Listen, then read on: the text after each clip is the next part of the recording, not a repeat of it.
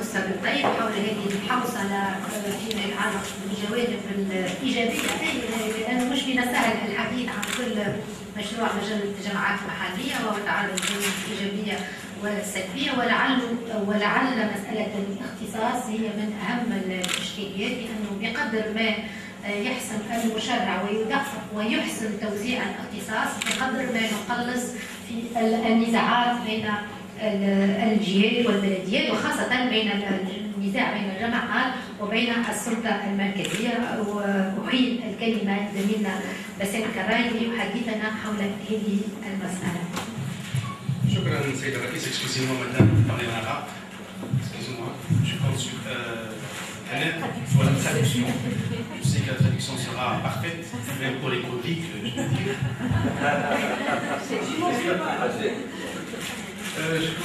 أبدأ بشكر صديقي شوقي وسلوى ونيدة وسلسبيل عن الدعوة التي تتجاوزني تمثل كلية بوساقس، لأنه العميد المرحوم في 6 ديسمبر 2011 قام في آخر درس له كان في مدرج كلية بوساقس أمام 1000 طالب تقرير ختامي حول مؤسسة السلطة في تونس بمناسبة الذكرى 170 لدستور 1861. يومها إذن أذكر ذلك اليوم جيدا كيف تغلت أعيني بالدموع فكأنه كان يودع المدرج من كلية بوساقس. إذا رحمة الله على أستاذنا وحبيبنا الفاضل. لذلك كما ذكر باسم جميع أساتذة الكلية نحن معكم في دائما هذه الأيام، في أيام العميد المرحوم عبد الرحمن. وأبدأ بمبدأ في القانون الدولي، مبدأ المعاملة بالمثل، لأن سي مصطفى الطيب تعدى على اختصاصي في المحاضرة تعدى على اختصاصي في تطبيق مبدأ المعاملة الدولي. وأبدأ ببعض ما ذكره سي مصطفى في خصوص مبدأ التدرج، لأنه في نسخة نوفمبر 2016 حذف مبدأ التدرج من آخر نسخة في نوفمبر 2016 كان موجود في جوان 2016. كذلك مبدأ الاستقلالية المالية المالية والإدارية للجامعات حذف في نوفمبر 2016. إذن هناك تراجع عن نسخة جوان 2016. كذلك أنه الباب المتعلق بالتعاون بين البلديات 272 وما يليه هو في تعارض مع الفصل 140 من الدستور. الله يبارك هنا قلت الباب المتعلق بالتعاون بين البلديات الفصول 272 وما يليه لغاية 303 هو أصلا في تعارض مع الفصل 134 من الدستور التونسي. إضافة إلى ذلك ذكر سي مصطفى على أجوست تيتر أنه هناك مساس بمبدأ التدبير الحر. بالفعل في النسخة نتاع نوفمبر 2016 هناك إحالة آلية إلى الأوامر الحكومية لتنظيم أي مسألة. معناتها ثم على الأقل 50 فصل فيه إحالة آلية إلى أوامر حكومية، وفي هذا مساس بجوهر مبدأ التدبير الحر. كذلك نقطة استرعت انتباهي أنه في مجال المراقبة فالحق أنا شفت القانون مشروع قانون لم أجد المراقبة الداخلية. صحيح هناك إعلام الوالي، لكن الإعلام وظيفته هو القيام بالطعن أمام القاضي الإداري المحلي، وبالتالي هي رقابة قضائية بعدية، وليس كما كان سابقا في النظام السابق أنه الحلول كذلك في حالة قصوى. الحلول بالنسبة للسلطة المحورية هي حالة فقط. إذن فالإيكونومي جينيرال أو الصبغة العامة بالنسبة لآليات المراقبة هناك اقتراب إلى حد بعيد إلى مبدأ المراقبة البعثية أو القضائية، يعني من قبل محكمة المحاسبات أو من قبل المحكمة أتي الآن إلى مسألة الاختصاص. والاختصاص هو يعني هنا مش أقترح عليكم وليس واقع الصلاحيات في الجامعات المحلية، بل أقترح عليكم قراءة متقاطعة بين الدستور ومشروع المجلة. فالصلاحية كما تعرفون كما تعلمون ذلك جيدا هي القدرة القانونية والمادية والترابية والزمنية والشخصية التي تتمتع بها كل سلطة للقيام بنشاط وبتصرفات قانونية. والصلاحيات في الدولة بصورة عامة الحديثة تتميز بالتشابك والتقاطع، وبالتالي الحديث عن كما ذكر سي مصطفى الحديث عن صلاحيات الجماعات المحلية لا يمكن أن يكون بمنأى ومعزل عن الصلاحيات المقررة للسلطات اللامحورية. هناك ترابط وتشابك وتناغم بين هذه التنظيمات داخل الدولة، فإن النقاش العام حول صلاحيات الجماعات المحلية لا ينبغي أن يكون بمنأى عن النقاش حول الصلاحيات السلطة اللامحورية. أتفق معك إلى حد بعيد أن هناك ترابط، وأي نقاش قانوني كان خاصة أمام مجلس النواب الشعب أن يكون بشكل ثنائي، لأن كلاهما يندرجان في إطار تنظيم الإداري للجمهورية. يمكن أن نتصور أنه في إطار وحدة النصوص أن يكون لدينا نص واحد ينظم التنظيم الإداري للجمهورية التونسية، فيه الجماعات المحلية وفيه التنظيمات اللامحورية. قد يثار التساؤل: هل أن التنظيم اللامحوري سيكون له منزلة القانون الأساسي؟ هذا نقاش آخر حول ذلك. لكن إذا أردنا أن نوحد النصوص يكون نص منظم للتنظيم الإداري للجمهورية التونسية، فيه التنظيمات اللامحورية والتنظيم اللامركزي. هو رأي قابل للنقاش، خاصة كما قلت في طبيعة النص الذي سينظم النظام اللامحوري. أمر 56 كما تعديله في 1975. بالنسبة لهذه المسألة الأولى في ترابط وتشابك الصلاحيات، كما أن هناك نقاش آخر أثاره سي مصطفى حول صلاحية النقاش. باش شوف قال قالك طبعا الصلاحيات قال قالك إفكتيفمون سي مصطفى أكد على أن النقاش بين القاعدة العامة للاختصاص لا كلوز جينيرال دو كومبيتونس ولا البلوك دو كومبيتونس. القاعدة العامة للاختصاص تعني أن الجماعة الأقرب والأضيق من الناحية الترابية هي التي لها الاختصاص الأصلي، ثم إلى بقية الجماعات ما ارتفع إلى غاية النصر إلى الدولة. كما أن الاختصاص المبدئي هل يعود إلى الهيئة التداولية أو الفردية أو التنفيذية داخل الجماعة. يعني هناك بعدين: بعد بين الجماعات والدولة، وكذلك بعد للقاعدة عن الاختصاص داخل الجماعة ذاتها. علاش قلت المسألة هذه معقدة؟ لأنه في فرنسا هناك تأرجح بالنسبة للخيارات التشريعية حتى في السنوات الأخيرة.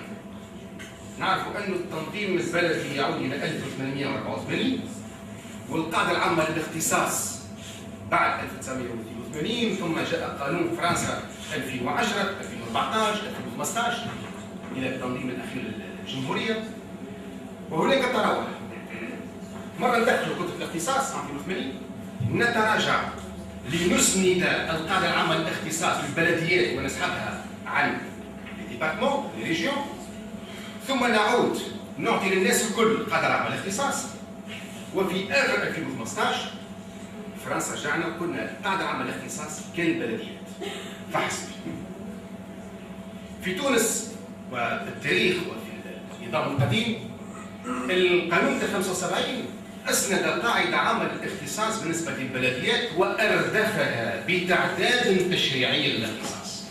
يعني يقول أن البلدية تبت في الشؤون المحلية، والقاعدة العامة للاختصاص سأتي إلى ذلك مرتبطة بالمصلحة المحلية. ثم عندك فصل 36 تعداد للمجالات التي تتدخل فيها السلطة أو السلطة البلدية. بالنسبة للمجالس الجهوية سابقا والولايات، فإنه لم يكرس قانون 89 القاعدة العامة للاختصاص بالنسبة للمجالس الجهوية. إذا تعد مسألة توزيع الصلاحيات وخاصة الآثار المالية لإسناد الاختصاص للجماعات المحلية من أهم وأدق المسائل في بمثابة المحرار في فعالية العمل والعمل المحلي. لأن فصل 135 من الدستور يقول: كل إحداث لصلاحية أو نقل لها من السلطة المركزية للجماعات يكون مقترنا بما يناسبه من مواد. هناك تلازمية بين الاختصاص والموارد المالية الكافلة بتجسيد وتحقيق هذه الصلاحية. والوضعية المالية البلدية في تونس لا تخفى عليكم بأنه هناك أكثر من نصف البلديات في تونس أنه أو هناك على الأقل ثلث البلديات الأكثر اللي عندها صعوبات هيكلية في المالية العمومية تقترض لكي تقوم بخلاص موظفيها. فما بلديات الثلث الثاني لها صعوبات هيكلية لكن لها قدرة على تطهير هذه الصعوبات المالية. يعني يجب النظر بين الصلاحية في حد ذاتها والقدرة الفعلية للجماعة المحلية على القيام بالاختصاص. نقترح عليكم نقطتين رئيسيتين حولها سأتحدث. هو الأول أنه بالمشروع نتاع القانون هناك توجه نحو الأخذ بالنظام المزدوج بالصلاحية، بمعنى قاعدة القاعدة العامة للاختصاص والتعداد التشريعي، ولم أقل كتلة الاختصاص، التعداد التشريعي لصلاحية على سبيل الذكر للحصر. ثم النقطة الثانية سأتعرض إلى مبدأ التفريع. مبدأ التفريع ونشوفوا مبدأ التفريع في تونس est-ce que c'est un principe régulateur de l'exercice des compétences ou c'est un principe répartiteur de la compétence كما وقع التبني في الدستور التونسي في الفصل 134. بالنسبة للقاعدة العامة للاختصاص ما هي المعنى؟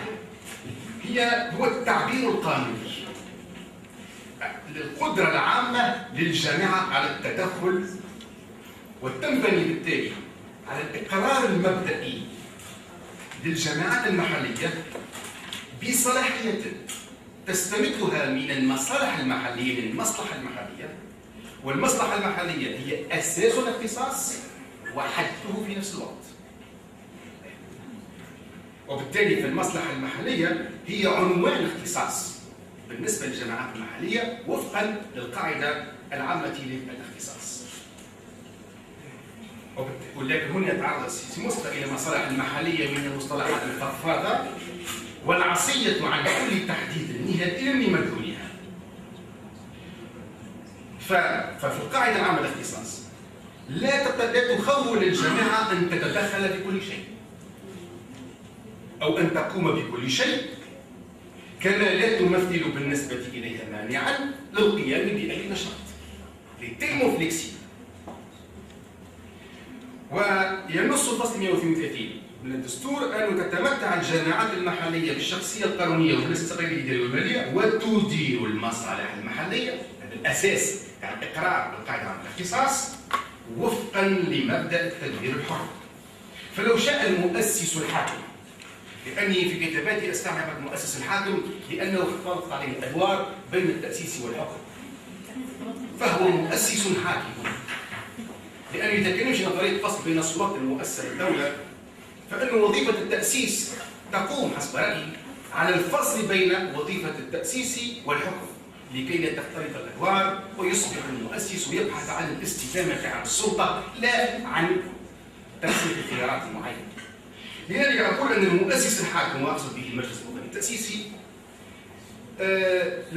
لو شاء أو لو يشاء أن يتبنى القاعدة العامة للاختصاص لأقر بفصل 130 لأقر أن الجامعات المحلية تباشر صلاحياتها وفق مبدأ التدبير الحر. قد نفهم أن النية لم تتجه القاعدة العامة للاختصاص، لكن لا هو قال وتدير المصالح المحلية وفقا لمبدأ التدبير الحر. والقاعدة العامة للاختصاص كرسها مشروع نوفمبر 2016 في الفصل 4 186 224 و 225 في المشروع بالنسبة للبلديات، بل أنه رتب بالفصل 18 نتيجة منطقية مفادها تمتع البلدية بوصفها الوحدة الأقرب للمواطن بالاختصاص المبدئي لممارسة الصلاحيات المتعلقة بالشؤون المحلية. هذا من نتائج الإقرار بالقاعدة العامة للاختصاص التي هي لا يجدون كما ذكرت سابقا حتى في الفصل 59 النسخة الأصلية من الدستور التونسي. إذا كما هناك يطرح مسألة أخرى ذكرها سي مصطفى هو التراصف في الجامعات المحلية في إطار نفس الرقعة الترابية. لذلك يخلق صعوبة تحديد الإطار الجغرافي لهذه المصلحة.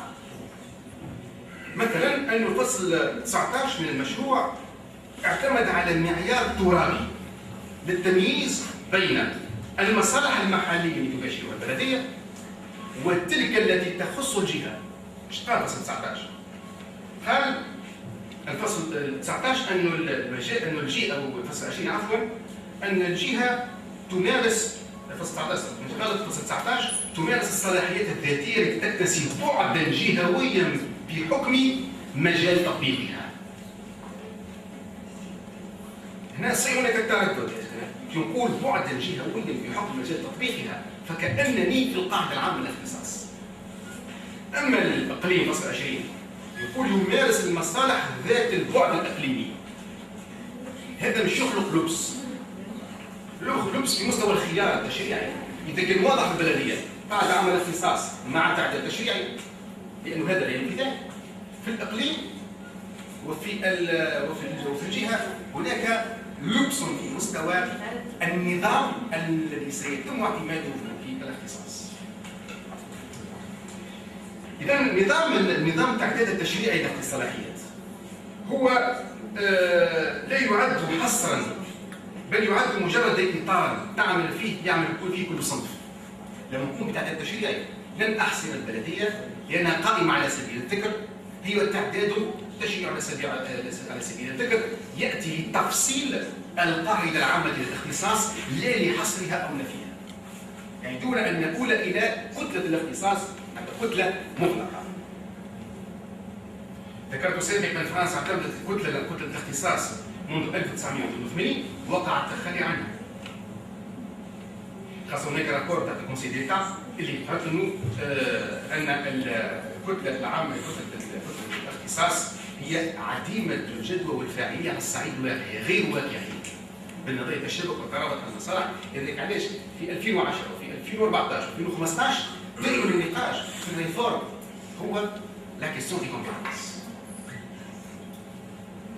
إذا الكتلة هي تسمح صحيح بضبط دقيق للاختصاص والتعهد المطلق لكل جهة لكل جماعة، لكن الطبيعة الأفقية لجميع الصلاحيات تجعل من الصعب أن نحصر أي جماعة في كتلة مطلقة من الاختصاصات ونحدد حتى التعديل التشريعي.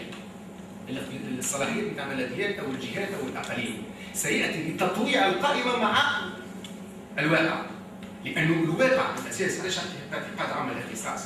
لأن لا يمكن تصور الصلاحيات التي يمكن أن تباشرها الجماعات. هذا أولا. ثانيا مبدأ التفريع. مبدأ التفريع وتم الإقرار في الدستور مبدأ التفريع ببرانسيب السبسيدياريتي على أساس يقول الدستور في الفصل 134 توزع الصلاحيات المشتركة والصلاحيات المنقولة استنادا إلى مبدأ التفريع. استثنى في ذلك الصلاحيات الذاتية. أولا ما هو مناط مبدأ التفريع؟ والذي كما ذكر فصل 15 من المشروع، فصل 15 يقول أن مبدأ التفريع عرفه بكونه تعود للجماعة الاختصاصات التي تكون هي الأجدر بممارستها بحكم قربها من المتساكنين وقدرتها على الأداء الأفضل للمصالح المحلية. باش نشوف أولا التعريف نتاع التفريع، سي كوا؟ سي برانسيب دو سوبسيدياريتي، باغ لا سويت مناط هذا المبدأ في المشروع. للتفريع أصول فلسفية يعود الحضارة البيزنطية، الروماني والقانون الكنسي، وينحد من عبارة سيبزيديوم واشتقاقاتها سيبزيديو وسوسيدياريس، وتعني السند الاحتياطي الذي يلتجأ إليه عند الحاجة لدعم الخطوط الحربية الأمامية. هو مصطلح حربي بالاساس. وان تدخل السلطه عند ارسطو ومن بعده سانت توماس داكار في شؤون المجموعات المكونه للمجتمع كالاسره والعائله والتجمعات، تدخل الدوله مرتبط بعدم قدره هذه الهياكل على القيام بشؤونها. التدخل مشروط حتى في الفلسفه العامه المجتمعيه ارسطو. لذلك تدخل السلطه وتدخل استثنائي. لماذا؟ لكي يتم المساس بالمبادره الفرديه حتى بالنسبه للفرد والعائله والى حتى التجمعات الاكبر.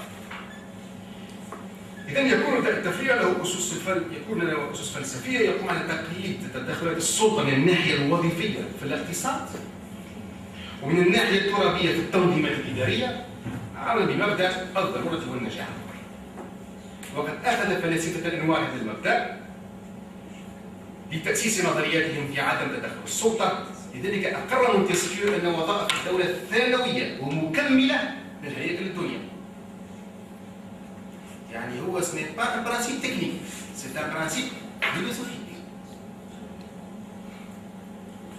كما أن الكنيسة الكاثوليكية اعتمدت على مبدأ التفريع في العلاقة بين الكنيسة في روما والوحدات الكنسية الدنيا والمحلية لغاية الحد من سلطة البابا تجاه جماعة الدنيا، وذلك بحسب تدخله في الدعوة.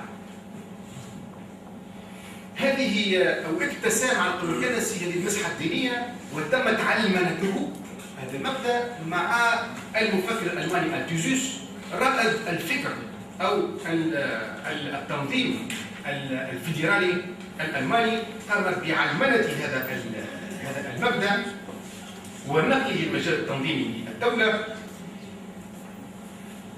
وقتاش تدخل السلطة المركزية عند التوزوس عندما يثبت قصور التنظيمات الدنيا عن القيام بوظيفتها أو في صورة طلبها ذلك.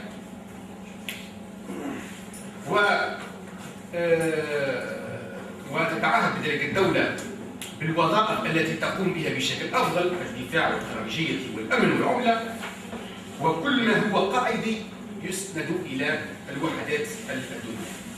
والغاية من هذا المبدأ عند التوزوس هو الحيلولة دون أن تنحرف الدولة الألمانية إلى الطبيعة الكليانية. دونك سي برانسيب فونكسيونيل باش ليتا الدولة طبيعة الدولة هذا إذا عند التنظيم الفيدرالي عند التوزوس. ثم كذلك عند أليكسيس توتوفيل دافع كذلك عن التنظيم المركزي بوصفه الضامن للنظام الديمقراطي القائم على إحالة السلطة القرار إلى المستوى الأدنى والأقرب. وقد تم الأخذ به في إطار خارج تنظيم الدولة الموحدة أو التنظيم الفيدرالي للدولة، تم أخذه بالتشريع الأوروبي وفقا لمقتضيات معاهدة ماستريتش 1992 la Convention fondatrice de l'Union européenne. Et le principe de subsidiarité en droit, c'est un principe régulateur de l'exercice des compétences partagées. Parce que je vous lis l'article 5 du traité de la Convention de Lisbonne.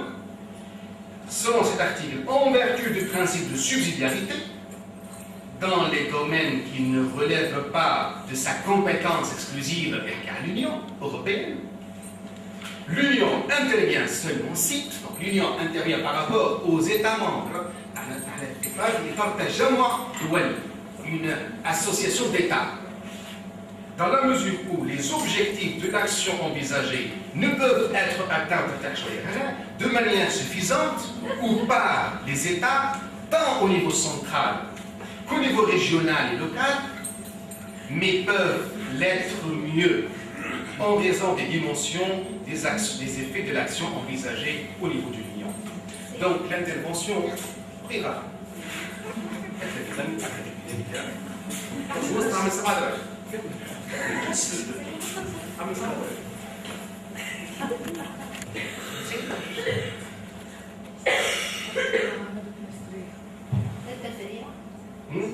تجي ندير في ديريكت خاطر قاعد في جوست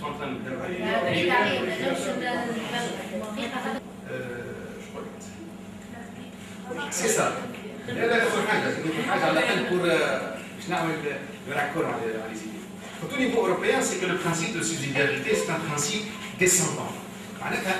La logique descendante, l'institution européenne ne peut agir qu'en fonction de l'incapacité démontrée, et l'incapacité démontrée, l'intervention au nom de la subsidiarité, il faut qu'elle soit une intervention motivée de l'État. Pourquoi il va intervenir, pour quel motif, et il y a un contrôle même mené par le Parlement européen et par les parlements nationaux du respect du principe de subsidiarité en droit européen.